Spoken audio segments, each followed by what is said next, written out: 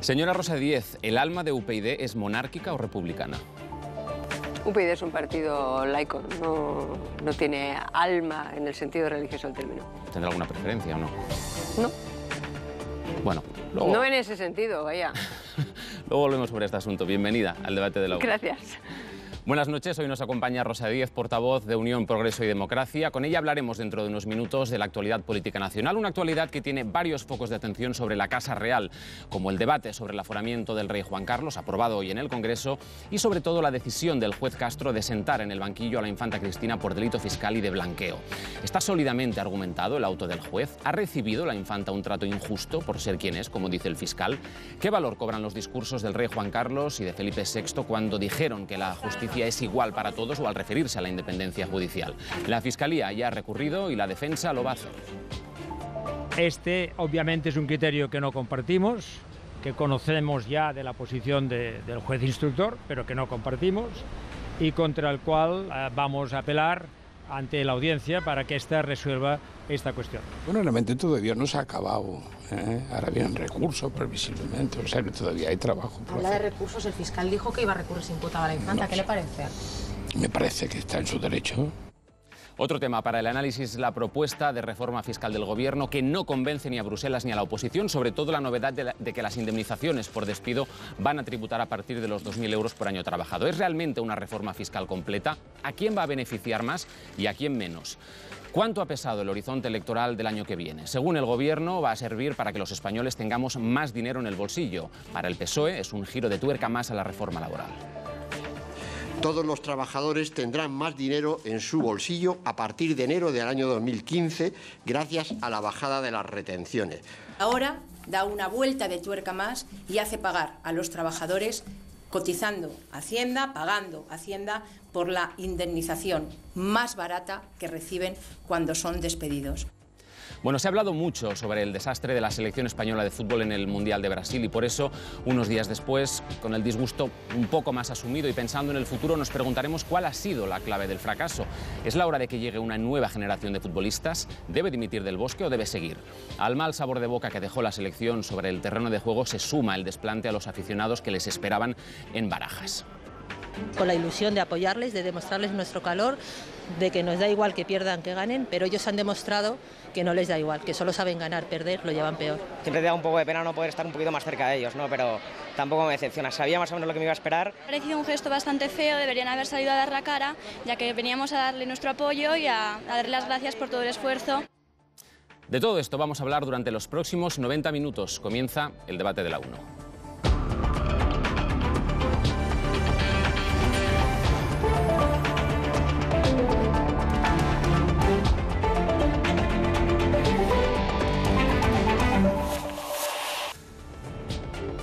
Bueno, vamos a conocer ya a nuestros contertulios de esta noche. Hoy nos acompañan Ignacio Camacho, ¿qué tal? Bienvenido. Hola, muy buenas noches. Buenas noches.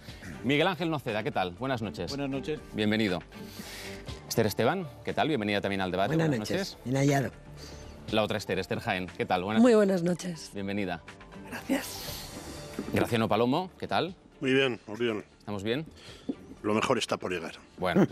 Y Julio César Herrero, ¿qué tal? Buenas noches. Muy bien, muy buenas noches, ¿qué tal?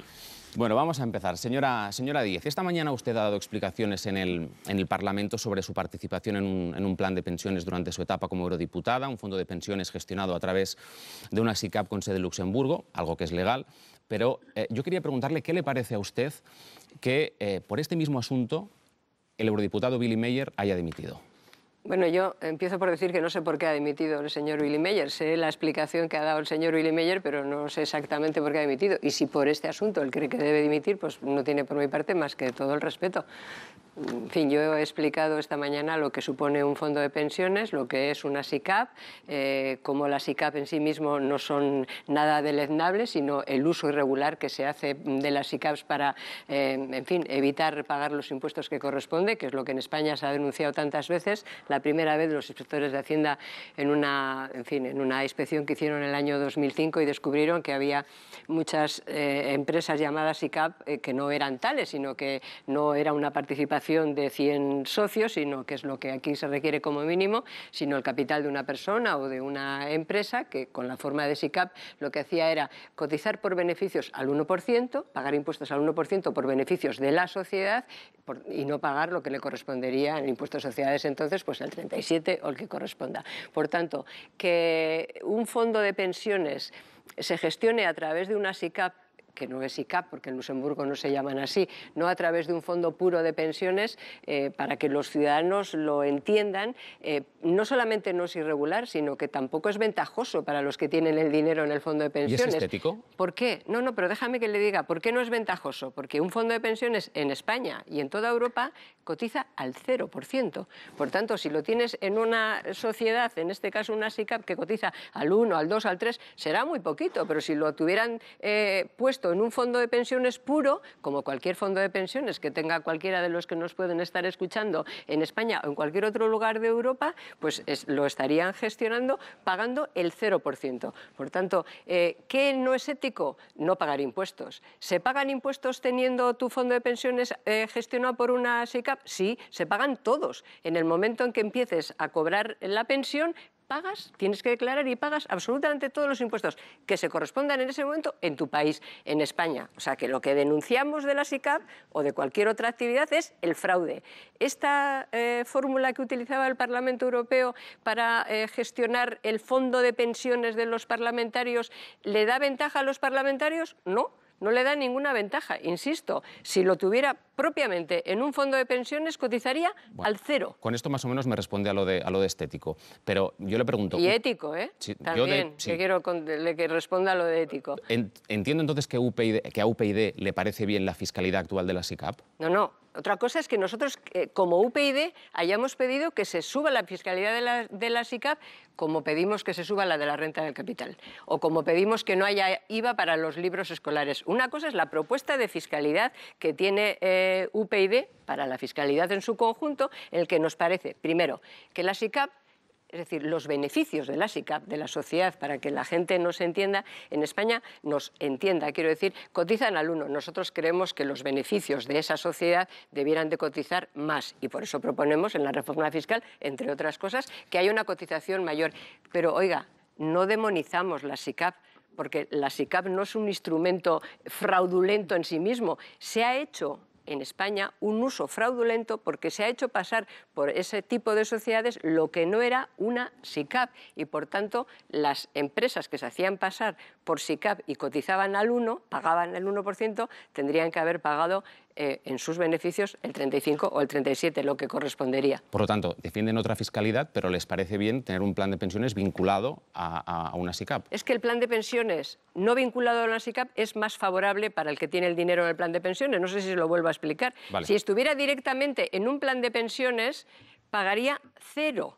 Es decir, no cotizaría nada, no pagaría ningún impuesto, ningún plan de pensiones. No sé si los que hay en nuestra mesa tienen planes de pensiones y si no los tienen, lo saben. Ni cualquiera que nos esté escuchando sabe que los planes de pensiones cotizan al 0% en España y en Europa. Por tanto, la pregunta al Parlamento Europeo que habría quizá que hacer es, oiga, ¿usted por qué tenía metido el dinero pagando impuestos? ¿Por qué lo gestionaba a través de una SICAP? Si lo hubiera gestionado a través de un plan de pensiones, hubiera pagado, no hubiera tenido que pagar impuestos. Pero también para que los ciudadanos lo terminen de entender todo, porque me parece que esta es una obligación que tenemos, por lo menos yo considero que yo tengo esta obligación.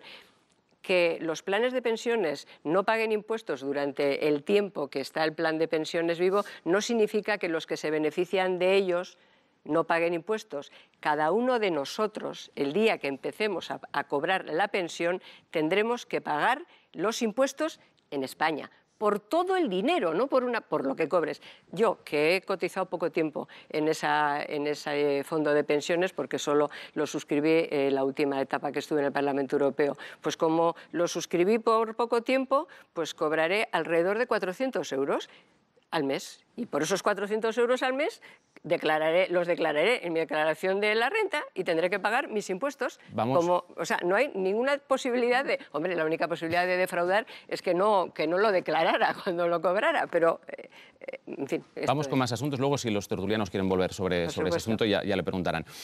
Yo quería preguntarle sobre el auto del juez Castro, que conocimos ayer. ¿Cree que está justificada la imputación de la infanta? Bueno, al juez le ha parecido que está justificada. En un auto muy extenso ha dado todas las justificaciones que él creía que, en fin, llevaban a la imputación de la infanta. Supongo que ha utilizado para imputar a la infanta, que no significa condenarla, porque lo que significa es que va a ser juzgada.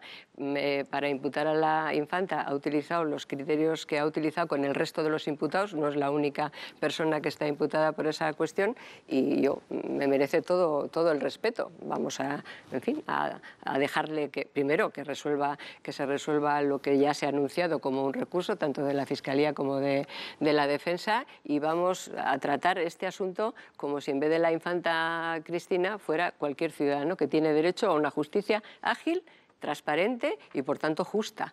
Y, por supuesto, independiente. Por tanto, pues todo mi respeto y, en fin, que no creo que para imputar a una infanta o a una persona conocida haya que seguir criterios diferentes, ni para favorecerle ni para perjudicarle, respecto de los que se siguen con cualquier otro ciudadano. Su partido ha rechazado la reforma legal para aforar a don Juan Carlos. ¿Por qué? ¿Es solo por una cuestión de forma? O no.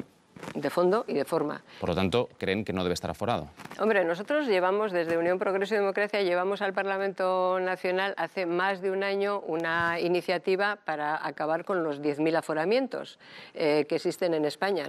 Cuando nosotros planteamos ese debate en el Congreso era una novedad. Es decir, que yo ahora escucho a mucha gente hablar de los 10.000 aforados, pero la cifra de los 10.000 aforados la pusimos sobre la mesa en una iniciativa, no la inventamos nosotros, había dos ilustres tratadistas que habían escrito un libro explicando la situación del aforamiento en España. A nosotros nos parece que el aforamiento es una singularidad no justificada en España, que alcanza, como digo, a 10.000 personas, algunos de los cuales estamos aforados porque lo dice la Constitución, pero son el Gobierno, los diputados y los senadores. El resto se ha ido extendiendo. De los 10.000, 8.000 aproximadamente son jueces. El resto son desde parlamentos autonómicos, gobiernos autonómicos, defensor del pueblo. A ver, a nosotros nos parece que esta figura no tiene justificación.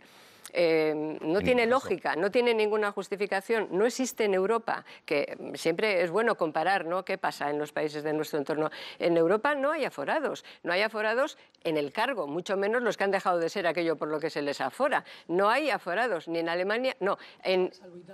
No, en Italia hay... pero no 10.000, 4 me parece. Muy pocos, ¿eh? El presidente de la República, el primer ministro, no sé si el presidente del Constitucional, que allí se llama de otra manera, 4. En el Reino Unido, 0. En Alemania, 0. En Francia, 10, 12, 15, porque depende del número de miembros del gobierno. No existen aforados. Por tanto, es una figura anómala y nosotros queremos acabar con ella. Entonces, me dice usted, bueno, ¿y el rey? Dice, porque hay quien argumenta, bueno, pero habiendo 10.000, ¿por qué no 10.001, 10.002 o 10.003?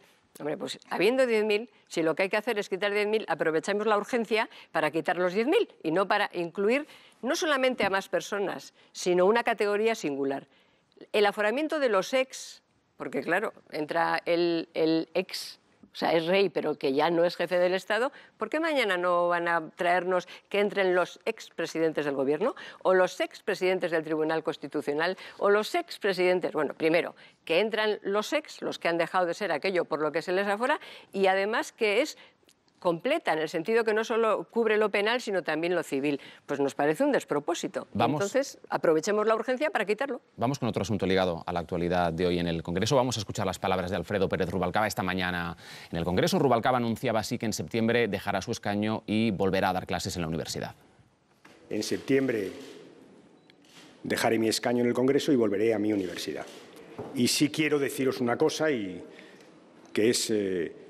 que el mayor honor que puede tener un político, el mayor, es ser diputado. No hay otro más importante. Quiero agradecerle su labor durante todos estos años, su labor en el escaño, que ha dado categoría y altura a la función de diputado. Siempre será recordado como una gran figura del parlamentarismo del siglo XXI. Muchas gracias. Bueno, ¿qué le parece el anuncio de Rubalcaba y esa despedida que estamos viendo ahora mismo hoy en el hemiciclo? Pues mire, yo creo que el Parlamento Nacional, el Congreso de los Diputados, pierde un gran diputado y el PSOE no gana nada.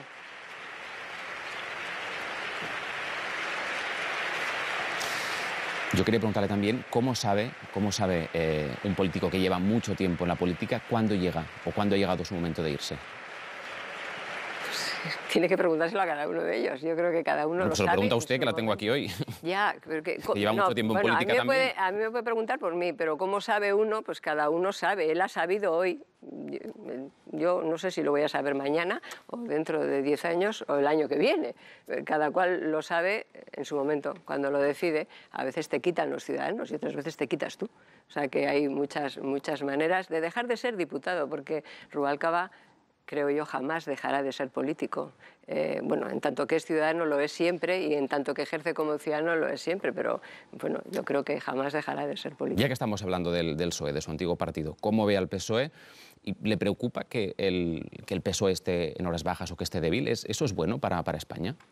Yo creo que las democracias, la democracia y también la nuestra, necesita partidos fuertes, partidos sólidos, estables, abiertos, democráticos, todo lo doy por supuesto, pero partidos cuanto más fuertes son, en el sentido de que tienen, digamos, más claros, en fin, sus posiciones políticas, tienen más argumentos para defenderlas, pues están en mejor posición para defender también a los ciudadanos, porque los partidos políticos no somos más que un instrumento al servicio de los ciudadanos. En la medida en la que estemos bien, que estemos fuertes, tenemos más que aportar y, por tanto, más y mejor que servir. Cuando un partido no está bien, pues los ciudadanos, aunque a veces no lo percibamos, porque España es un país muy cainita y parece que lo que prefieres es que al otro le vaya fatal, pero cuando los partidos políticos no están bien, en el sentido de que no tienen claro un horizonte, que no tienen bien abiertos los debates, que no tienen bien resueltas las cuestiones, las democracias son más débiles. Yo creo que los partidos son imprescindibles para la democracia, instrumentos imprescindibles para la democracia. Es bueno que haya mucha pluralidad, es bueno que haya mucha diversidad e, insisto, la debilidad de los partidos suele transformarse en debilidad de la política y la debilidad de la política es mala para la democracia. Yo no lo veo con alegría, desde luego. Uno de los aspirantes a la Secretaría General del PSOE es Eduardo Madina, usted lo conoce bien. Usted ha dicho alguna vez que Madina está seguro de ganar, que si se presenta es que está seguro de ganar. ¿Por qué cree usted que está seguro? Sí, me he rectificado a mí misma y además se lo he dicho a él. Yo hice unas declaraciones precisamente en esta casa antes de que se presentaran los candidatos, hace 2 o 3 semanas, no recuerdo bien, y tenía la apreciación de que si Edu Madina, todavía no lo había anunciado, tomaba la decisión de presentarse, pues sería porque lo tenía seguro. Era una apreciación de carácter personal, mía, porque yo le conozco, le aprecio, le respeto y bueno, tenía esa opinión. Como se lo había dicho a él en privado, pues pensé que lo podía decir también en público. Pero tardé muy poco en darme cuenta de que yo me había equivocado. Bueno, no sé si él lo tenía seguro, pero en todo caso creo que para cuando se presentó ya no lo tenía seguro y parece que no lo tiene seguro. Vamos, ¿pero es el aspirante al que ve con más posibilidades, usted? Yo ahora mismo no me atrevería a afirmar eso, en modo alguno. ¿A quién ve con más posibilidades? No me atrevería a afirmar quién es el aspirante con más posibilidades. Fíjese que en el Partido Socialista, no me apetece convertirme en nada en comentarista del Partido Socialista, pero bueno, es política de actualidad y quiero decir que hablando de esto hablamos un poco de todo. Fíjese que a Edu Madina le ha pasado una cosa que es muy curiosa, ¿no? A través de los medios de comunicación yo escucho, leo, que es el candidato del aparato. Y fíjese que es una cosa bien curiosa, porque Edu Madina puso una condición para presentarse, que fue que el Congreso no lo resolviera en los aparatos tradicionales, es decir, que en vez de elegir a la Ejecutiva en un Congreso, a través de delegados, y ya sabe uno muy bien cómo va eso, pudieran votar los 200.000 afiliados. O sea, que es justo lo contrario de lo que quiere cualquier aparato. Y entonces, sin embargo, lleva la carga de ser el candidato del aparato y los 200.000 afiliados del PSOE van a poder elegir a su secretario general gracias a ese candidato al que le llaman del aparato. Gracias a ese candidato que ha abierto y que ha no voy a decir impuesto, pero sí lo ha puesto como una condición y por tanto se ha abierto la posibilidad de que todos los afiliados voten, pues van a poder votar. ¿A quién van a votar? Pues yo creo que el hecho de que lo puedan votar todos hace que el Congreso, digamos, el resultado, esté muy abierto. Bueno, vamos con más asuntos que tenemos mucha plancha. A ver, como es habitual en el programa, hemos sacado los micrófonos a la calle para escuchar las preguntas que le hacen los ciudadanos a nuestra invitada, Rosa Díez. ¿Cuándo van a tomar medidas para que los políticos se pongan en su sitio? Que ya va siendo hora, contra la corrupción. Que se pretende arreglar la crisis, ¿qué hace? ¿Qué plan tiene? Yo le preguntaría por qué los políticos están tan poco comprometidos con sus programas electorales y por qué son tan diferentes en la televisión que luego en persona. ¿Por qué no cumplen con todo lo que dicen que van a hacer? Que eso es unanimidad, todos son iguales. Mucho prometer y poco dar.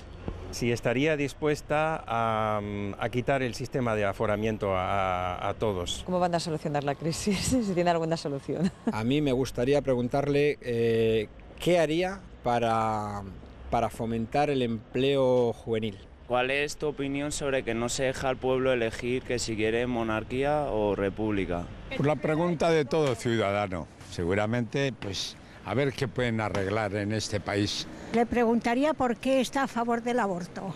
Yo a Rosa Díez le preguntaría si en las próximas elecciones, si no hay mayoría absoluta para nadie, ¿por dónde se decantaría? Si está más cerca de un PSOE o de un Partido Popular.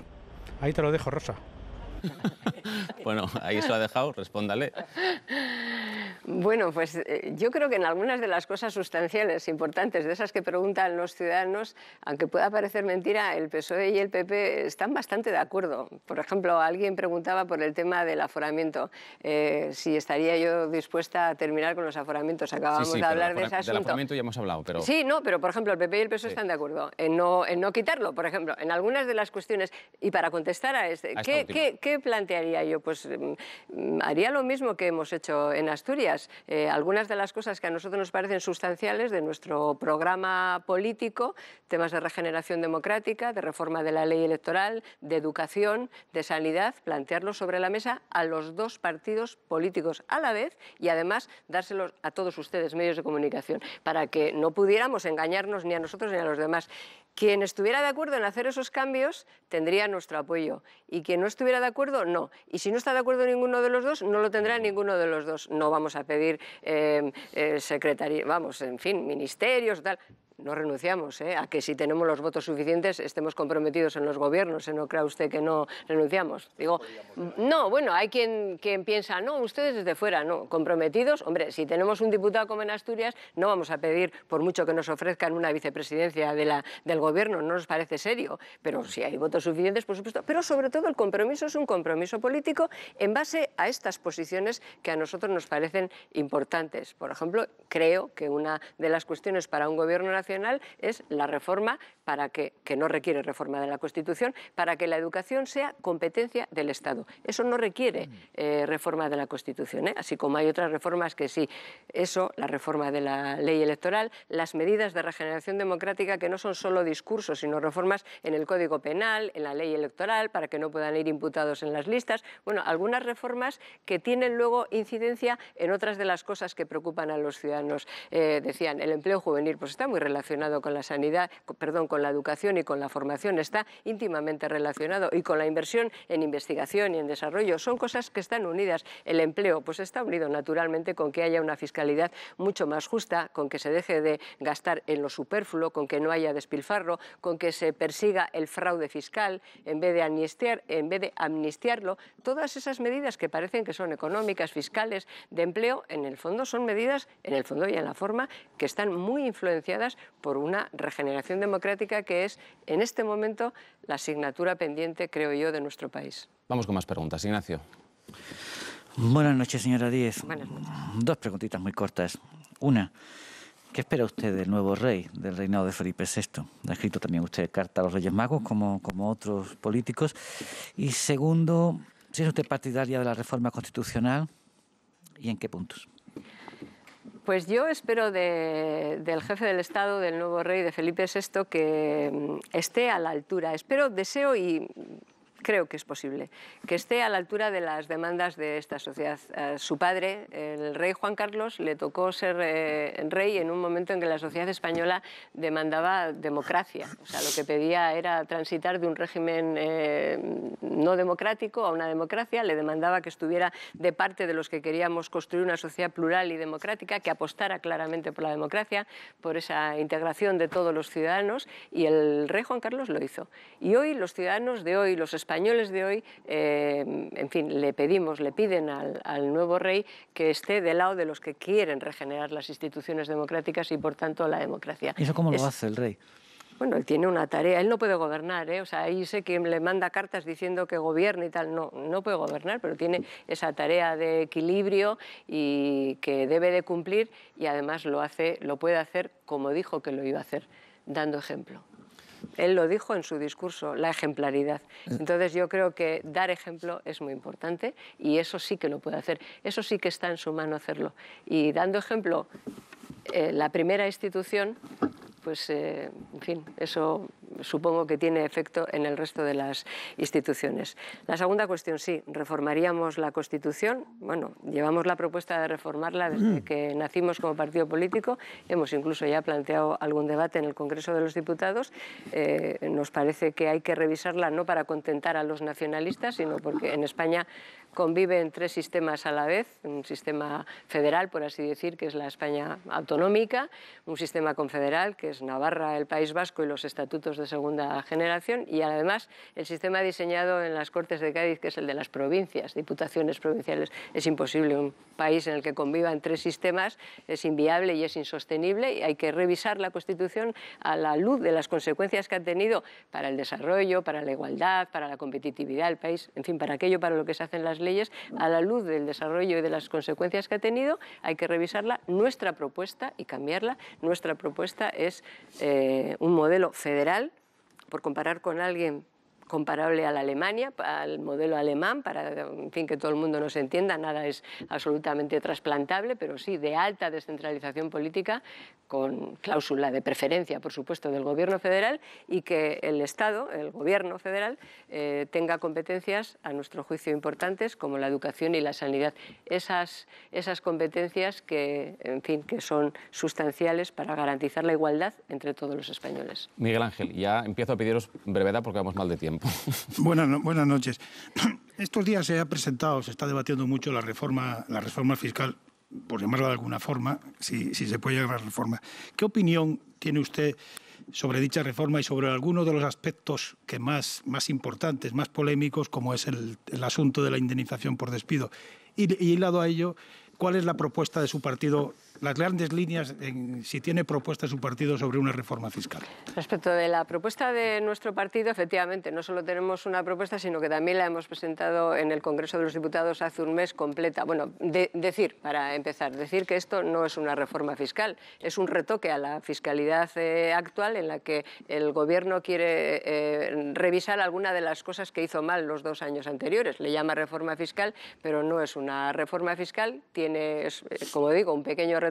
Digamos que uno de los temas más importantes, que es el trato diferenciado entre renta de trabajo y renta de capital, que está en nuestra propuesta, que hay que, en fin, resolverlo, presionando más la renta del capital y menos la renta de trabajo. Bueno, pues en esta reforma lo mantiene exactamente, en esta propuesta se mantiene exactamente igual. O sea, de fondo no resuelve nada porque no plantea un modelo alternativo, cambia los tramos, pero eso no reduce el número de tramos, pero eso no garantiza absolutamente nada. Trata la indemnización por despido como si fuera el premio de la lotería, como si a alguien que le han despedido, en fin, le hubiera tocado la lotería y por tanto tuviera que pagar impuestos por ello. Bueno, nos parece un absoluto despropósito en el que se ve con toda claridad, digo despropósito porque le llama reforma a lo que no es integral en modo alguno, en el que lo único que se ve que quiere el Gobierno es, en fin, hacer una oferta pensando en unas elecciones. Y además, lo que es un despropósito, esto sí que es un despropósito,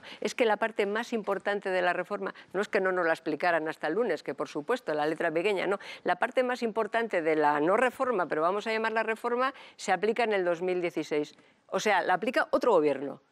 O sea, que es como el colmo. O sea, dice, bueno, o sea, pero esto, que es el aspecto más importante, lo va a aplicar el gobierno que venga después. En todo caso, este ya no. Y probablemente un gobierno que no va a tener mayoría absoluta y probablemente una reforma que no va, por tanto, a llevarse a cabo. O sea, que me parece que es un engaño al conjunto de los ciudadanos. Esther. No, yo, señora Díez, la verdad es que no me extraña que los ciudadanos les vean a ustedes como extraterrestres.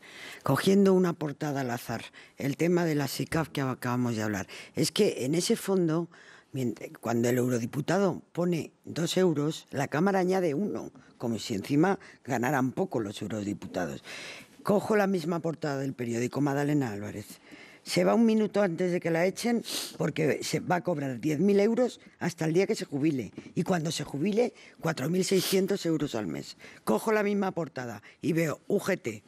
Utiliza el dinero de la formación tan necesaria en este país para autofinanciarse. De verdad que con esta portada imaginaria los ciudadanos se escandalizan y yo también. Hombre, a mí me escandaliza que usted trate de la misma manera un fondo de pensiones. Sí, claro, pero los tres en una portada. Sí, claro, pero sí, las tres, sí, pero dice, no me extraña que tal, porque esto, claro, a ver, me parece que es escandaloso que usted compare un fondo de pensiones de los diputados, en este caso, con el dinero de la formación que se llevan Póngale punto y aparte. No, pero es importante porque no. Punto y aparte, es que cuando comparamos una portada de un periódico es que cuando caben muchas cosas. Sí, Esther, pero y no todas llevan 5 titulares, llevan pero 5, déjeme 3, 2, en fin. Pero esa no voy a ver si puedo contestar. Vale. No se puede comparar lo incomparable y se puede criticar y se debe de criticar todo lo que uno considere que se debe criticar. Por ejemplo, a usted le parece criticable y yo entiendo que usted lo pueda plantear así y que muchos puedan pensar, bueno, pues que se hagan un fondo de pensiones pero que el Parlamento Europeo no ponga nada, aunque sea muy común que en muchas empresas públicas y privadas se ponga. Puedo entenderlo y me parece razonable que haya personas que piensen que es mejor que el Parlamento no ponga nada en ese fondo de pensiones, el Parlamento Europeo. Siendo razonable y además entendiéndolo perfectamente, cabe que los ciudadanos sepan por qué se pone en el Parlamento Europeo en el 95 creo, un fondo de pensiones, ese fondo de pensiones con aportación mixta, que se pone porque hay diputados de distintos países miembros que a la hora de la jubilación tienen tratamiento muy diferente y hay muchos países que a la hora de la jubilación los diputados están mucho peor tratados y deciden hacer ese fondo mixto. Por cierto, un fondo mixto que no está garantizado, porque como cualquier fondo de pensiones privado, yo digo que a mí me va a tocar empezar a cobrar 400 euros el año que viene, que cumpliré 63, pero no está garantizado. Si ahora consultas al fondo te dicen que hay garantía para 5 años. Por tanto, como cualquier fondo privado, por tanto las personas que están ya jubiladas, las viudas que están cobrando de esa pensión, no tienen garantizado que vayan a seguir cobrándolo. Pero a la vez, el fondo que tienen, la pensión que tienen, el fondo de pensiones que tiene ahora los diputados europeos desde hace 5 años es un fondo de pensiones del Parlamento Europeo y sí está garantizado, porque lo pone todo el Parlamento Europeo. Dicho eso... No, la señora, quiero que entrar, me están diciendo que no, es que porque tenemos que pasar el balón. Les preguntáis brevemente el tema de la UGT y el tema de Álvarez. Claro, pero es que como... Claro, las tres son de actualidad, pero permítame que yo le diga, es que para que los ciudadanos no digan eso de todos son iguales, ni todos somos iguales, ni todas las cosas que se han puesto a la vez sobre la mesa son las mismas. ¿Qué pienso de Madalena Álvarez? Vamos, no de Madalena Álvarez, discúlpenme, de este proceso. Pues nosotros pedimos inicialmente, cuando se planteó esta situación y cuando salió a luz, que debiera de dimitir, no porque creamos en su culpabilidad, por lo mismo que pedimos desde el partido y que para nosotros es una obligación, que los imputados no vayan a las listas. No se supone que sean culpables, sino que se defiendan desde fuera de la institución para no perjudicar a la institución. Y de lo de Andalucía, de lo de los fondos de formación que ha llevado a que el juez detenga a una serie de personas de la Unión General de Trabajadores por llevarse los fondos, me parece algo tan absolutamente escandaloso que espero que la Junta de Andalucía se persone y deje de disculpar lo que es absolutamente, en fin, escandaloso, como digo. Es muy malo llevarse los fondos, vamos, muy malo no, delictivo, perseguible, pero si además son los fondos para formación, me parece que es un escándalo. Vamos a pasar el balón a la otra Esther. Sí, yo quería preguntarle por otro tema de actualidad. En fin, la decisión del juez en el caso Nos y las imputaciones de la infanta. Si usted cree, como dice o como sostiene la defensa de la infanta, que a ella se la imputa por ser infanta de España, o como ha dicho el fiscal, que hay una espiral conspirativa contra la infanta, y si tiene alguna explicación para que, sorprendentemente, parezca que el fiscal es abogado defensor y que el juez instructor es fiscal. Puede ocurrir, pero no sé si se lo puede explicar a los ciudadanos. Bueno, yo no creo que a la infanta Cristina en este caso se le haya tratado peor porque es infanta. No lo creo, es verdad que lo dice el abogado de la defensa, pero yo no lo creo. Me llama mucho la atención que la Fiscalía actúe como abogado de la defensa, pero ciertamente, Esther, usted lo sabe, hay muchos casos de corrupción en el que la Fiscalía actúa como abogado de la defensa. Muchos, desgraciadamente demasiados, hemos conocido muchos y eso siempre lo hemos planteado como algo verdaderamente muy criticable. Yo lo decía antes, en este como en otros supuestos, debemos de exigir que la justicia sea independiente, sea ágil y funcione sin saber cómo se llama la persona a la que en este caso está imputando. Y espero que esos criterios los haya utilizado respecto de la infanta Cristina, igual que el resto de las personas que han imputado en ese proceso, exactamente igual, ni para favorecerle ni para perjudicarle, de la misma manera. Graciano. Buenas noches, señora Díez. Buenas noches. Hace 7 u 8 meses, en este mismo estudio, convenimos que nosotros, los españoles, la nación española, teníamos 2 problemas gordos.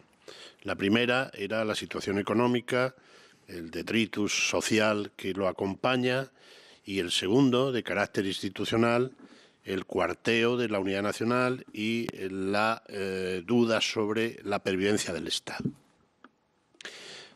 Usted dijo, yo por lo menos fue a la primera dirigente político que dijo sin ambajes aquí, sentada ahí mismo, que en su opinión, en el segundo tema, porque parece que del primero ya, bueno, estamos saliendo más o menos, con mucho dolor, pero saliendo, pero en el segundo seguimos chapoteando y pudriéndose una situación. Y le decía que usted se pronunció aquí sin ambajes respecto al tema de la hipotética o el envite secesionista catalán de la aplicación de la Constitución.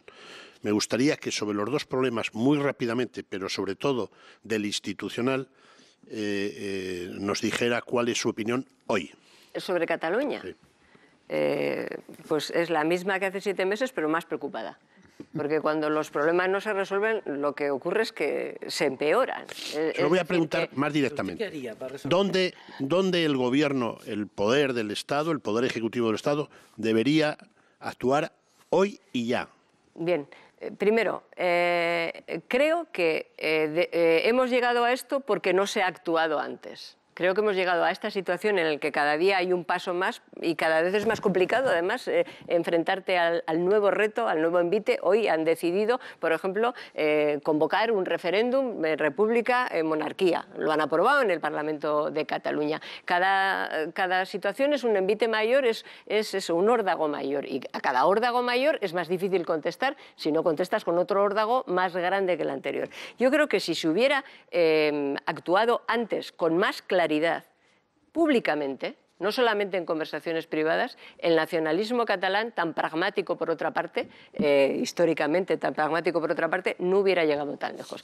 Es mi opinión. Por supuesto que todo esto es discutible. Hay quien piensa, pues Rajoy ha hecho muy bien templando gaitas y tal, gracias a que ha templado gaitas. Gracias a que ha templado gaitas, ¿dónde estamos? Porque dice, gracias a que ha templado gaitas, el nacionalismo catalán unido al secesionismo catalán ha retrocedido. Pues gracias a que ha templado gaitas, pues hemos llegado hasta donde estamos en este momento, que no sabemos, primero, más lejos de lo que nunca se ha llegado en el reto de romper el orden constitucional y la convivencia. El problema no es lo que va a pasar mañana, el problema es lo que ya ha pasado. Es que la convivencia ya se ha roto entre catalanes y, desde luego, entre catalanes y el resto de españoles. Eso ya ha ocurrido. Pero estando donde estamos, ¿cuál es la propuesta de UPyD? Hombre, yo creo que estando donde estamos y a este... No se puede decir estando donde estamos. ¿Cómo hemos llegado a esto? Bueno, ya, entonces, si a esto hemos llegado, desde mi punto de vista, desde mi humilde punto de vista, si a esto hemos llegado por inacción, y porque no se les ha dicho con toda claridad que estamos dispuestos a utilizar todos los instrumentos de la Constitución para evitar que se vulnere la Constitución y, por tanto, la convivencia, pues lo que hay que hacer es dejar de no hacer. Sí. Entonces, yo creo... Cuando dice todos, quiere decir todos. Por supuesto, ni uno más, pero ni uno menos. Y con normalidad. A ver, el 155, digo, por ejemplo, porque es una cosa que se dice, pero por Dios, ¿quieren ustedes suspender la autonomía? Oiga, no, que el 155 primero no dice nada de suspender la autonomía. O sea que al que habla de eso debiera de leerse el artículo primero. Primero no dice nada de suspender la autonomía. Segundo, es un artículo ordinario de la Constitución, similar a los que tiene cualquier constitución democrática del mundo. Dice, por ejemplo, dice, vamos a poner el ejemplo práctico. En noviembre va la Generalitat y decide sacar las urnas a la calle, ¿va? Entonces, el Gobierno de España insta, digo por ir a lo concreto, insta a los Mossos d'Esquadra a que retiren las urnas, o a que impidan, a quien dice la calle ya me entienden, ¿no? A que impida que se pongan las urnas. Los Mossos d'Esquadra no lo hacen, entonces recupera la competencia de Interior y manda a la Guardia Civil a retirarlas. Pues eso, o sea, si Rajoy dijera públicamente que lo iba a hacer, no tendría que hacerlo. Julio César. Buenas noches, señora Díez. Vuelvo a la cuestión del aforamiento, que no les ha salido bien la propuesta de cargarse a unos cuantos de los miles de aforados que hay en este país. Ustedes mantienen que es una situación gravosa, es injusta para algunos ciudadanos, nos establece un plano de igualdad. Siendo este el argumento, en vez de plantear una propuesta en el Congreso, ¿no habría sido más sensato plantear una reforma constitucional y que desaparezca la figura del aforado como pasa en Reino Unido, en Alemania, y todos iguales? Sí, claro, es que por supuesto que cuando haya una reforma de la Constitución es que no puede reformarse ese punto solo. Bueno, aparte que necesitamos una mayoría que no tenemos, ya lo hemos dicho, que en la reforma de la Constitución han de desaparecer los aforados que hoy están en la Constitución, que son comparativamente unos pocos diputados, senadores y miembros del Gobierno. Los demás no están en la Constitución. Pero los que están en la Constitución también es su propuesta que desaparezca. Claro, por supuesto, todos ellos. Es que no tiene ningún sentido mantenerlos. Y es un privilegio, aunque el ministro de Justicia diga que no de una forma bastante contradictoria. Dice que no es un privilegio, que es una faena, porque se pierde la segunda instancia. Y yo digo, ¿y por qué le quiere usted hacer una faena al rey? Porque si es una faena, ¿por qué se la quiere hacer después de decir que lo hace por los servicios prestados? Sí. Que una de dos, o cree que ha prestado muy mal los servicios a España y por eso le quiere hacer esa faena, hombre, seamos un poquito serios. Pues no tiene sentido. En Alemania no solamente no hay aforados, sino que el jefe del Estado, cuando deja de serlo, se queda a la intemperie, que diría El País en un titular que puso hablando de que el rey se queda a la intemperie. En Alemania, los ex jefes del Estado, en Alemania, en Francia, en cualquier sitio, pero los reyes también. Es decir, que cuando dejan de ser, aparte de que no tienen ningún tratamiento distinto al de cualquier ciudadano, ninguna protección diferente a la de cualquier ciudadano. En España se dice, ya, pero es que aquí hay mucha denuncia temeraria. Y aquí, como hay mucha denuncia falsa y temeraria, cualquiera les puede llevar ante un juez. Bueno, pues si hay denuncias falsas y temerarias, persígase con el Código Penal, porque en el Código Penal ya existe la fórmula para perseguir. Y si les parece que es poca la condena, modifiquemos eso por la vía de urgencia, como pasa en los países de nuestro entorno. Señora Díez, nos gusta acabar la entrevista echando la vista atrás. Hemos buceado en nuestro archivo para buscar las imágenes más antiguas de nuestra invitada. En su caso hemos encontrado estas. Corresponden a sus primeros años en la política vasca, en el año 1987.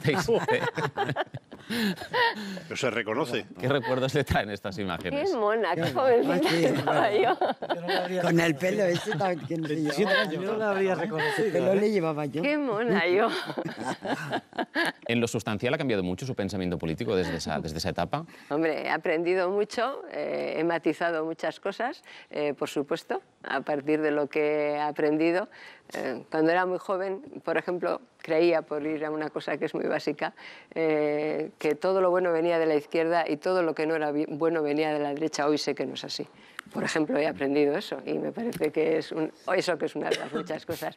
Pero en lo sustancial, en lo importante, en las cosas de verdad, creo que soy la misma, porque mi padre y mi madre me educaron muy bien y me enseñaron muy bien a distinguir las cosas importantes de la vida. Rosa Díez, un placer. Muchísimas gracias por estar hoy aquí en el debate y hasta otra ocasión. Muy amables. Bueno, vamos a abrir